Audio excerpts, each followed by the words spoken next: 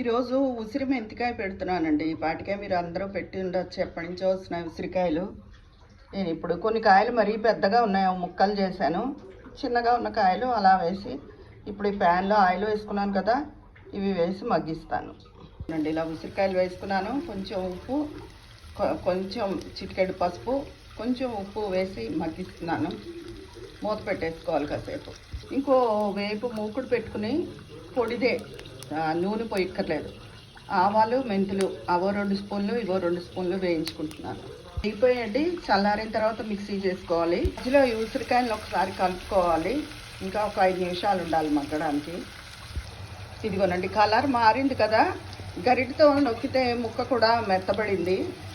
ఇప్పుడు కట్టేసుకుని 1 నిమిషం ఇందులోనే ఉండనివ్వాలి. ఇదిగోనండి, ఆవాలు, మెంతులు మిక్సీ చేసేసుకున్నాను. మెంతి కొంచెం వేగితేనే బాగుంటుంది, లేకపోతే చేదు వస్తుంది. అందుకే ఈ రంగు వచ్చింది.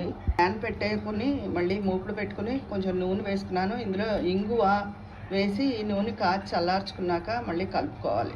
ఉంటాను, మళ్ళీ చూపిస్తాను. ఇందాక చూపించాను కదండి, ఆవాలు, మెంతులు, అది 2 స్పూన్లు, ఇది 2 స్పూన్లు అని ఆ పొడి వేసేసుకున్నాను. ఇందులో ఈ పాటి కారం ఈ కప్ వేసేసుకోవాలి. ఇందులో మొదట కొద్ది ఉప్పు వేసాను కదా, ఒక పావు వంతు ఉప్పు వేసుకుంటే సరిపోతుంది. తక్కువైతే రేపు మళ్ళీ కలుపుకోవచ్చు. ప్రస్తుతానికైతే ఆ ఉప్పు సరిపోతుంది. నేను ఈ ఊరగాయ మీకు చూపిస్తుంటే ఫోన్ వచ్చిందండి లోపల మా వారి నుంచి. అది మర్చిపోయి ఫ్లైట్ మోడ్లో పెట్టడం మర్చిపోయాను. ఫోన్ వచ్చింది. లోపల ఈ ఇంగు నూనె కాస్త మాడిపోయింది. ఇప్పుడు మళ్ళీ ఇంగు నూనె కాస్తాను. ఈ మాడిపోయింది వేస్తే ఊరగాయ అంతా కూడా నల్లగా అయిపోతుంది. మళ్ళీ నూనె పెట్టుకుని ఇంగు వేసాను. ఇది కట్టేసుకుని చల్లారాక ఇందులో ఈ ఉసిరికాయల్లో కలిపేసుకోవాలి.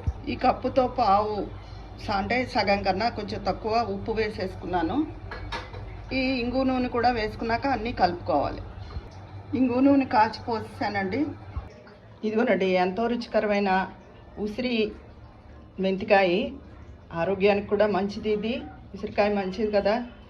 ఉసిరి తొక్కు నిల్వ ఉంచుకుని పచ్చడిగా కూడా చేసుకోవచ్చు మనం అప్పుడప్పుడు. మా అమ్మగారు ఉసిరావకాయ పెట్టేవారు, వెల్లుల్లిపాయలు వేసి, చాలా బాగుండేది. ఇప్పుడు కార్తీక మాసం అని పెట్టలేదు. కార్తీక మాసం అయిపోయాక ఉసిరావకాయ కూడా చూపిస్తాను. ఉంటాను. మీరందరూ చేసుకోరని కాదు, నేను చేశానని మీతో షేరింగ్ అంతే.